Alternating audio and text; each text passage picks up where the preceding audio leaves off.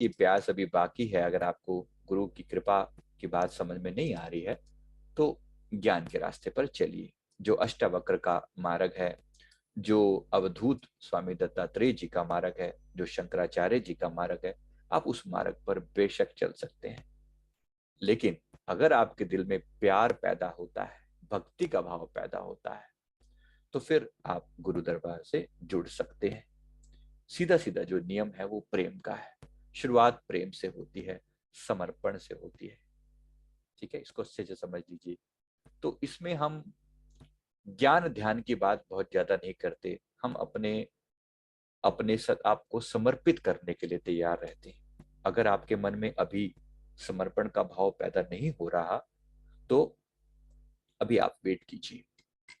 भगवान श्री कृष्ण गीता में तरह तरह के बारे में अर्जुन को समझाते हैं, अलग अलग योग के बारे में समझाते हैं। जैसे दूसरे अध्याय में वो सांख्य योग के बारे में बताते हैं, फिर तीसरे चौथे में कर्म योग के बारे में बताते हैं, फिर आगे पांचवें छठे सातवें अध्याय में वो अलग अलग योगों के बारे में कभी ज्ञान की बात करते हैं, कभी ध्यान की बात करते हैं, कभी वैराग्य की बात करते हैं, अलग अलग तरीकों से शिक्षा देते हैं। लेकिन 17वें अध्याय तक पहुंचते पहुंचते भगवान कृष्ण फिर फरमाते हैं कि भाई, अर्जुन से पूछते हैं कि अर्जुन समझ में आया? अर्जुन कहता है प्रभु, मुझे मुझे नहीं समझ में आ रहा कि आपने जो कहा उस समय बहुत अच्छा लगा, जब आपने सिखाया, आपने अपना विराट रूप दिखाया, मुझे सब अच्छा लगा। लेकिन आज के समय मैं अभी जब अपने आप को देख रहा हूं तो मुझे एक ही बात समझ में आती है कि आप मेरे भगवान हैं और मैं आपका भक्त हूँ। मुझे बस यही बात समझ में आती है। भगवान ने कहा अति उत्तम, अगर कुछ और समझ में नहीं आता तो फिर ये आखिरी चीज है।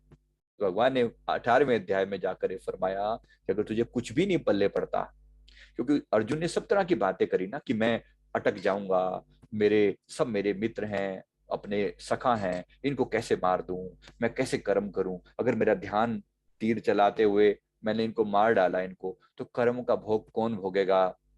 एक एक चीज का हिसाब किताब देना पड़ता है। अभी आपने कर्मों के ऊपर इतना लंबा चौड़ा मुझे समझाया, अगर मैं उनका पालन नहीं करूंगा तो क्या होगा? तो भगवान ने फरमाया कि सभी कर्मों को मेरे सुपुर्द कर दे। ये भगवान फरमा रहे हैं कि सभी कर्मों को, सर्वधर्मान परित्यज्य माम एकम शरणम व्रज। अगर तुझे कुछ और समझ में नहीं आता ना तो केवल मेरी शरण में आ जा। बस ये आखिरी चीज है। अगर कुछ और समझ में नहीं आता ना, अगर आता है तो कर, लेकिन अगर नहीं आता तो फिर एक बात अच्छी से समझ ले कि सर्वधर्मान परित्यज्य माम एकम शरणम व्रज, अहम त्वा सर्व पापेभ्यो मोक्षयिष्यामि मां शुचः। मैं तुम्हें सभी पापों से मुक्त कर दूंगा, इसमें तनिक भी संशय ना कर। और क्या मैंने नहीं किया? भगवान फरमा रहे हैं, क्या मैंने नहीं किया?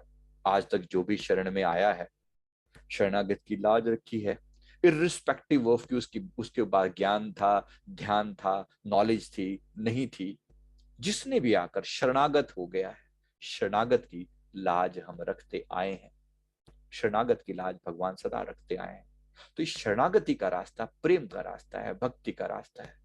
प्रेम में पड़ गए, प्रभु के प्रेम में पड़ गए, उसकी कुदरत को देखा और आनंद विभोर हो गए। वाह प्रभु वाह, क्या लीला रचाई है, क्या आनंद रूप है आपका। अब साकार और निराकार में फर्क क्या, समझाने के लिए फिर बता दूं। निराकार जो है वो निराकार रूप को मानता है, वो कहता है कि प्रभु का कोई रूप आकार है ही नहीं, राइट। लेकिन अब उसमें सबसे बड़ी दिक्कत क्या है? निराकार में आप डूबे रह सकते हो, शून्य में हो जाते हो। बुद्ध का मार्ग शून्यता का मार्ग है।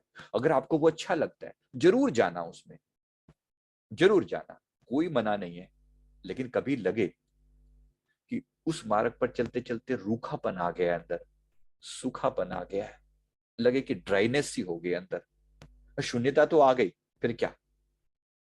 फिर भी गलतियां होंगी तो आमतौर पे ऐसा नहीं होता।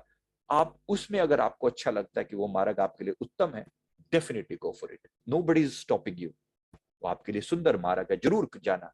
लेकिन अगर लगे कि हाँ, मुझे तो समर्पण करना अच्छा लगता है, मुझे कभी कभी प्रेम में रोना अच्छा लगता है, मुझे लगता है कि उसके चरणों में बैठूं और अपने मन के भाव कहूं, मेरे मन के भाव हैं, मुझे समर्पित होना अच्छा लगता है, मेरी नेचर में ये भी शामिल है, तो go ahead, then this is the way for you. फिर भक्ति मार्ग आपके लिए बना है, प्रेम का मार्ग आपके लिए बना है। तो जरा ढंग से चुनना। जल्दबाजी क्या है? कोई जल्दबाजी नहीं है, समय लगाना। गुरु को संसार में, आप संसार में देखो, एक 50 रुपए का मटका खरीदने जाते हैं ना, तो ठोक बजा बजा कर देखते हैं उसको, इधर से और उधर से और उधर से। गुरु करने लगे हो जरा ध्यान से, गुरु करने लगे हो बड़े ध्यान से।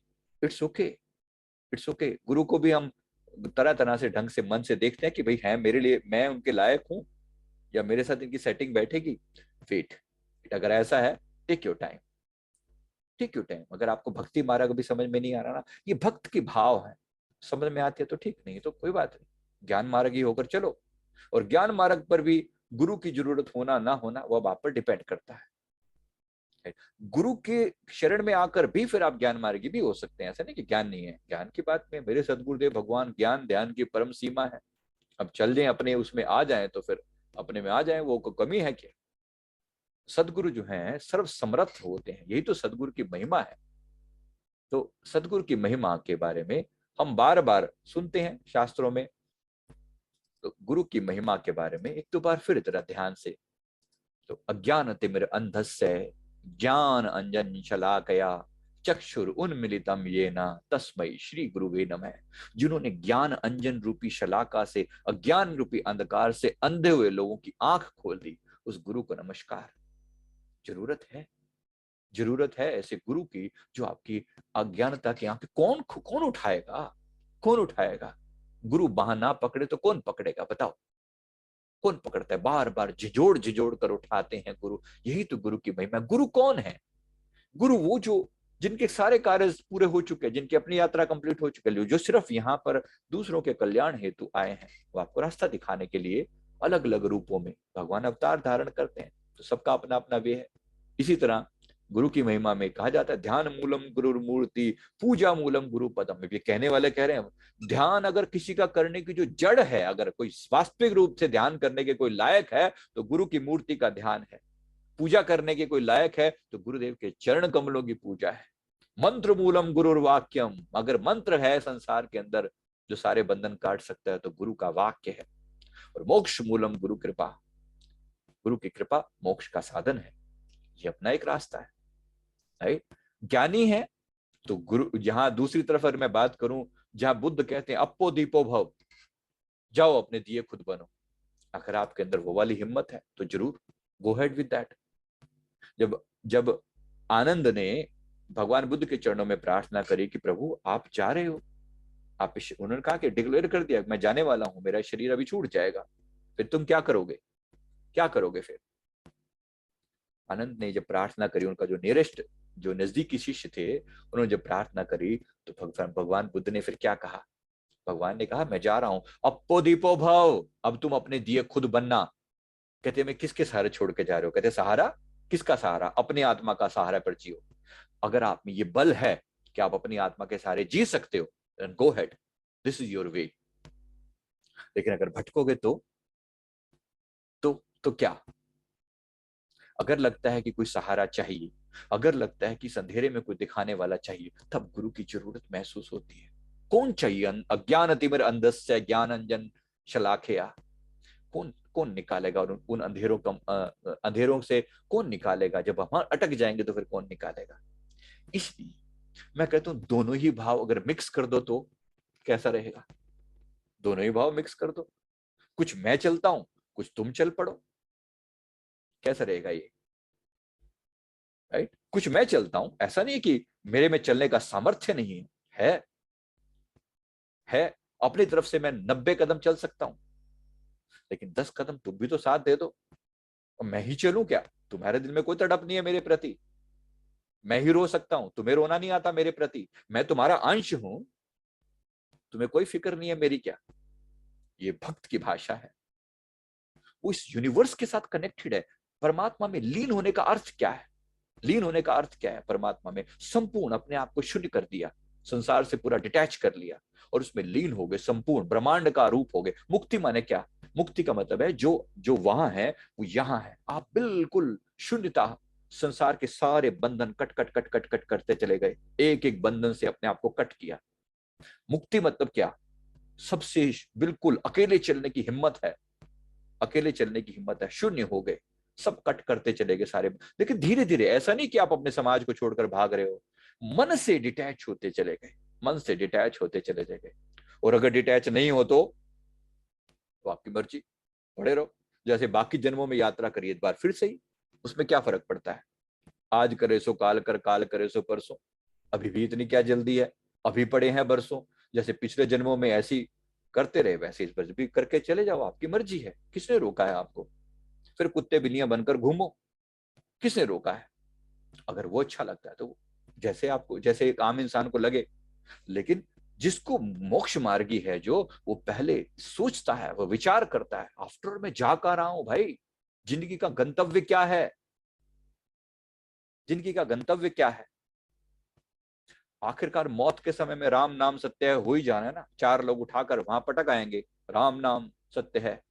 और राम नाम तब सत्य है, तब बुढ़ापे में, मृत्यु के टाइम में पता चलेगा सत्य है, अभी सत्य नहीं है क्या?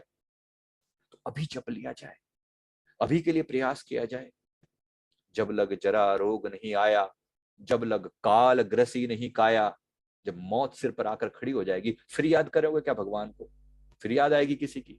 कोई याद नहीं आता उस समय में, कोई याद नहीं आता। फिर चीख निकलती है अंदर से, जब लग जरा रोग नहीं आया, जब लग काल ग्रसी नहीं काया, जब लग विकल बही नहीं वाणी, भज ले रे मन सारंग पानी। ऐसा भज जैसे पपीहा याद करता है पानी को, पीहू पीहू पीहू पीहू करके रट, जिससे, जिसको ऐसा रट की तरह अंदर से वो प्राण जो है ना कांपे, परमात्मा के लिए इच्छा करे। क्योंकि अब क्या, मृत्यु के बाद किसने देखा राम नाम सत्य है? Who the hell knows what is सत्य और what is असत्य at that time? क्या होने वाला है वहां पर? कौन जान रहा है वहां पर कौन सत्य है और कौन असत्य है? क्या फर्क पड़ता है? उस समय तो तुम अकेले ही पड़े हुए ना, जिनके साथ आज इतना मोह लगाया हुआ है, ये मेरी पत्नी, मेरे बच्चे, मेरा पति, मेरे मेरे ये और वो, जितनी रिश्तेदारियां जो बांध रखी हैं, कोई एक कदम भी साथ दे देगा? इसलिए वैराग्य जरूरी हो जाता है, संसार से डिटैच होना। डिटैच होके फिर जाए कहाँ, क्या करें? अगर अपनी आत्मा में रमण कर सकते हो थोड़ी देर के लिए सही, हम नहीं कह रहे कि सारे घर परिवार के फर्ज छोड़ के भागो, बिल्कुल भी नहीं। सभी संसार के बीच में रहते हुए, हम कोई भाग भाग के थोड़ी भागे हैं, हम कोई हिमालय से थोड़ी बोल रहे हैं, यही दिल्ली में बसते हैं। भीड़ भाड़ के बीच में, चारों तरफ पब्लिक है, खूब भीड़ भाड़ है, घर परिवार सब कुछ, उसके बीच में बैठे हैं, तभी बात कर रहे हैं, जिस बात पे चल रहे हैं उसी बात को समझा रहे हैं। ठीक है, ऐसा है, अब देखो, अब आपका रास्ता चुनो। बस मैं इतना बता सकता हूँ, क्योंकि मैं लौट कर आया हूं वहां से, इसलिए बता रहा हूँ। बस इतना ही कह सकता हूँ कि वहां जो वो दुख सहने पड़ते हैं ना वहां पर, और आप भी तो सही रहे हैं, आप कौन सा कोई बहुत यहाँ पर आनंद ले रहे हैं? अगर यहाँ से उकता नहीं गए हैं संसार से, तो फिर भक्ति और प्रेम की बात शुरू करो। चलिए, ये एक पार्ट है स्टोरी का।